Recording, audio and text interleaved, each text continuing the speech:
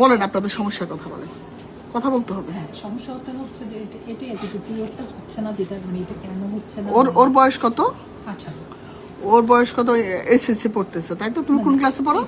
Second year. Inter second ইয়ারে পড়ো। তোমার এখন পর্যন্ত মাসিক হয় নাই, ন্যাচারাল মাসিকটা হয় নাই তোমার। আর কিন্তু মাসিক তো ওষুধ খাওয়ার পর একবার দুবার হয়েছে। মানে ওটা একটা সাইকেল ছিল 3 মাসে, একটা 3 মাসে তখন ওষুধ খেয়েছে। কি ওষুধ খেয়েছে? এই যে আসলে আমি আচ্ছা, ইস্ট্রোজেন প্রোজেস্টেরন হরমোন খাওয়ার পর মাসিক হয়েছে, অর্থাৎ উইথড্রল ব্লিডিং হয়েছে। ও তো ব্রেস্টও ডেভেলপমেন্ট হয় নাই, ব্রেস্ট ডেভেলপমেন্ট হয় নাই, লোম টোমা তো ভালো হয় না, কিন্তু অনেক লম্বা। নর্মাল একটা মেয়ের চেয়ে উচ্চতা ওর অনেক ভালো। হ্যাঁ, কোনো স্ট্রেসে বা কোনো মানসিক ট্রমা কোনো কিছুতে আছে? তোমার নাকে গন্ধ পাচ্ছ সব কিছুর? মানে গন্ধে কোনো স্মেল পাইতে কোনো সমস্যা নাই তো? না, কোনো গ্রাম সমস্যা হয় না, সবকিছু গ্রাম বুঝতে পারো তো?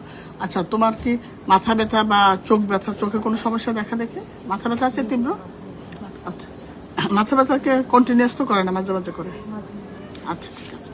আচ্ছা, এখন ওর অলরেডি আমার কাছে সব টেস্ট করা আছে, ওর হরমোনগুলি করা আছে। হরমোনে আসছে যে ফলিকুল স্টিমুলেটিং হরমোন <1, LH <1, স্টাডিওলো <1। তার প্রত্যেকটা হরমোনই অনেক কম। আর হলো ওর এমআরআই করছে, ব্রেনের এমআরআই, সেখানেও নর্মাল আসছে। এবং ওর ক্রোমোজোম অ্যানালাইসিসও সেটা তো 46XS, অর্থাৎ সে ফিমেল একজন। আলট্রাসোনোগ্রামে আসছে জরায়ুটা আছে বা ছোট, ডিম্বাশয়ের ছোট, এই তো নাকি? এটাই। এখন আপনি আমার কাছে জানতে চাচ্ছেন কি? মানে আমার কথা হচ্ছে যে ওর কি পিরিয়ডটা হবে, বা ধরেন এটা যদি না হয় তাহলে ওর কি প্রবলেম হবে, এটা আমি মানে মেইনলি ওর পিরিয়ডটা কি হবে কিনা সেটাই মেইন। আচ্ছা, এখন পিরিয়ডটা এখন হবে কি? এখন পর্যন্ত হয় নাই, একটা ন্যাচারালি হয় না আর কি। আচ্ছা, এখন আমার একটা মেয়ের পিরিয়ড হওয়ার প্রসিডিউরটাকে আমি একটু বলবো, তাহলে পিরিয়ড হবে কিনা আপনি এটা নিজে বুঝে যাবেন। একটা মেয়ের পিরিয়ড তো হয় হলো, পিরিয়ডটা কি? এটা হলো জ্বরের এই লেয়ারটা, এই এন্ডোমেট্রিয়ামটা ঝরে পড়ে প্রত্যেক মাসে। এটা কখন ঝরে পড়ে? একটা ওভুলেশন হওয়ার, যদি ওভুলেশন হওয়ার পর কনসিভ না করে তখন এটা ঝরে পড়ে। তাহলে ওভুলেশনের পরে ফলোড বাই মিনিস্ট্রেশন। তো ওভুলেশনটা হয় কিভাবে? ওভুলেশনটা হয় হলো, জীবনের প্রথম ওভুলেশনটা হয় কিভাবে, সেটার জন্য কি কি লাগবে? অবশ্যই তার ব্রেন থেকে যে হরমোনগুলি, যেটা FSH LH হরমোন, এগুলি ঠিকমতো আসতে হবে। এগুলির কাজ হলো ডিম্বাশয় ডিম তৈরি করা, ডিম বড় করা। সেটা যেটা ওর কিন্তু নাই, একদম নাই বলে 0.1, যেখানে 500 টাকার 0.5, মানে অনেক কম, একেরও কম। ওটা ন্যাচারালি ব্রেন থেকে, হাইপোথ্যালামাস থেকে এটা হচ্ছে না। কি হচ্ছে না? ওর হরমোনগুলো আসতেছে না, যেটা ডিমটাকে বড় করবে। তো এটা অন্য মানুষের আশা ওর কেন আসলো না আমরা কিন্তু জানি না। ওর না আসার যে কারণগুলি, সেগুলি সব খুঁজে দেখা হয়েছে, কারণ এখন পর্যন্ত পাওয়া যায় না। এবং এটাকে আমরা বলি আসলে 60% ক্ষেত্রে ইডিওপ্যাথি থাকে, আসলে কারণ পাওয়াই যায় না। তা কিন্তু ওর ভবিষ্যতে হবে কিনা আপনি প্রশ্ন করছেন, এটা কিন্তু আমরা এখনো জানি না। কারণ এটা আমাদের যখন একটা বাচ্চা মেয়ে 12-13 বছর বয়সে, তার প্রথমে মাসিক হয়ে এলো কত বছর বয়সে? 12 বছর বয়সে। তারও 2 বছর আগে থেকে তার ব্রেস্ট ডেভেলপমেন্ট হওয়া শুরু করে, তার পিউবিক হেয়ার আসে, অ্যাক্সিলারি হেয়ার আসে। তাহলে এগুলি ডেভেলপমেন্ট হওয়ার পরে ফলোড বাই ব্রেস্ট ডেভেলপমেন্ট, দেন তার গ্রোথ, সে অটোমেটিক লম্বাও হবে ভালো, এবং তার মাসিক হবে। ওর লম্বা হয়ে গেছে, ব্রেস্ট ডেভেলপমেন্ট হয় নাই, পিউবিক হেয়ার আসে নাই, কিন্তু ওর কিন্তু মাসিক হয় নাই। কারণ আগে আসতে হবে ব্রেস্ট, পিউবিক হেয়ার, তারপর যে মাসিক হবে। তো ওইটা, এই প্রসেসটা, ন্যাচারাল প্রসেসটা হয় না, এবং ইডিওপ্যাথিক কোনো কারণ ছাড়াই হয় নাই।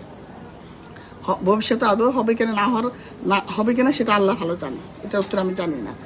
2 নম্বর কথা হলো যে ওর একটা মানুষের অন্য মানুষদের কীভাবে হয়, ন্যাচারালি কীভাবে হয়? ন্যাচারালি হয় কি, আল্লাহ এখানে আননোন একটা ফ্যাক্টর আছে, যেটা গ্রোথের সাথে একটা মেয়ে, দেখেন যে বাচ্চাগুলো দ্রুত বড় হয়, আগে আমাদের সময়, আমি যখন ছোট ছিলাম তখন মাসিক হয়তো 14 বছর বয়সে, 13 বছর বয়সে।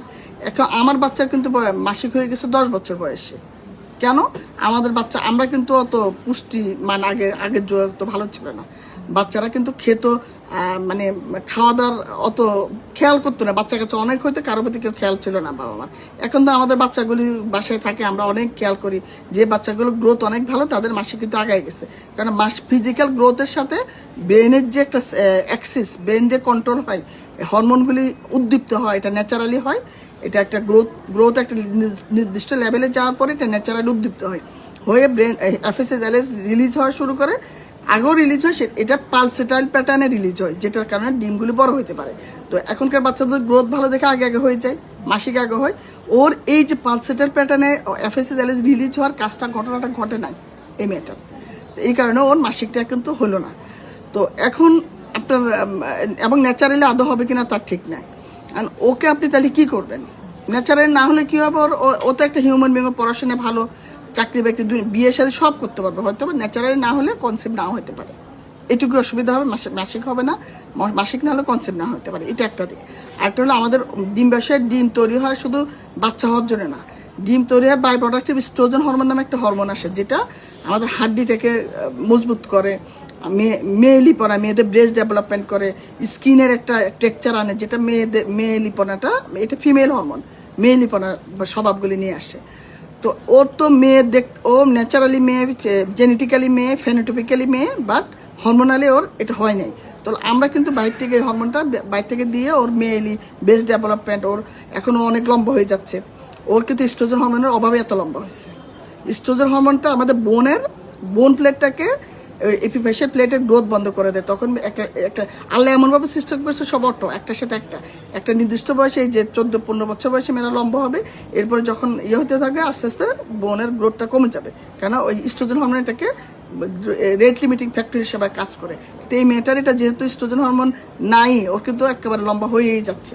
এটা একটা কাজ করতে হবে ওকে, এত বড় গ্রোথ, গ্রোথ লম্বা বেশি হয়ে যাচ্ছে মেয়েদের অ্যাভারেজ হাইটের চেয়ে, সেটার জন্য তাকে ইস্ট্রোজেন রিপ্লেসমেন্ট থেরাপি দিতে হবে। অর্থাৎ ওর শরীরে মেয়েলিপনা স্বভাব আনার জন্য ওকে এখনকার কাজ হলো ইস্ট্রোজেন রিপ্লেসমেন্ট থেরাপি দিলে ও ইউটেরাস বড় হয়ে যাবে, ওর গ্রোথ যে মেয়েলিপনা স্বভাবগুলি আসবে, ব্রেস্ট বড় হবে, ওর হাড্ডির যে বোন গ্রোথ হবে, এবং ওর গ্রোথ যে এখন লম্বা হয়ে যাচ্ছে লম্বাটাও কিছুটা স্লো হবে। এটুকু হলো এখনকার কাজ। এখন ভবিষ্যতে ওর বিয়ে হলে কি করতে হবে? ভবিষ্যতে বিয়ে হলে কিন্তু আমার এরকম রুগী, অনেক কয়েকটা রুগীর এরকম বাচ্চা হচ্ছে।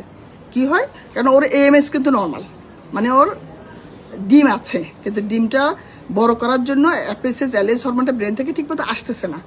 ওকে আপনার ও যদি ফিনান্সিয়াল, ওর তো পড়াশোনা ভালো মতো করতে হবে, রেজাল্ট ভালো করতে হবে, যেন অনেক টাকা কামাতে পারে। কারণ ওর যতবারই প্রেগনেন্সি নেবে, FSH LH হরমোন বাইরে থেকে দিয়ে ওর ডিম আনা যাবে, ন্যাচারালি ডিম তৈরি করা যাবে, এবং সেটাতে বাচ্চা হওয়া সম্ভব। কিন্তু এটা বাইরে থেকে নিতে হবে, সেইটা কস্টলি অনেক, ইঞ্জেকশনগুলো অনেক কস্টলি, HMG হরমোন। তো এই কস্টলি জিনিসগুলো আপনার এটা চিকিৎসা সম্ভব, আমাদের মতো ফার্টিলিটি স্পেশালিস্টে চিকিৎসা করবে, কিন্তু সেটার জন্য আপনাকে মাথায় থাকতে হবে যেটা হাই কস্টলে ইঞ্জেকশনগুলো প্রতিদিন ইঞ্জেকশন দিয়ে মনিটরিং দিয়ে ধৈর্য ধরে বাচ্চা হওয়ানো সম্ভব। অলরেডি আমার এরকম অনেক রোগী আছে, আমার হাতে চিকিৎসা করে বাচ্চা হয়েছে তাদের। তাহলে আপনি হতাশ হওয়ার মতো কোনো কিছুই ঘটে নাই। আল্লাহ একটা রোগ দিছে, রোগটা ডায়াগনোসিস হওয়াটা হলে প্রথম কাজ, সেটা হয়ে গেছে। এবং এই ডায়াগনোসিসের পরের ধাপ হলে এখন তাকে আমরা মেয়েলিপনা স্বভাবগুলো আনার চিকিৎসা দিব, এবং এরপরে বিয়ে হলে বিয়ের পরে তার চিকিৎসার যে খরচটা, এটা তো আপনি জানলেন যে তার খরচের একটা ব্যাপার, তাকে আপনি সেভাবে মানুষ করেন, সে যেন ভালো চাকরি বাকরি করে, নিজের চিকিৎসা খরচ নিজে করতে পারে, এই আর কি। ঠিক আছে? চুলও পড়ে যাচ্ছে, চুল তো ভাই আমাদের সবাই পড়তেছে। ওর বয়সে তো এত চুল পড়ার কথা না, মানে একদম ঝাঁকা চুল, মানে অনেক চুল। ও ভাবতেছে যে ওর হয়তো এটা হয়নি বলে না, আপনি না, এটার সাথে চুল না, আমি জানি না, এটা চুলের ব্যাপারটা আমার অত পড়াশোনা নাই, আপনি একটু স্কিন স্পেশালিস্টের সাথে কথা বলতে হবে। না, এটা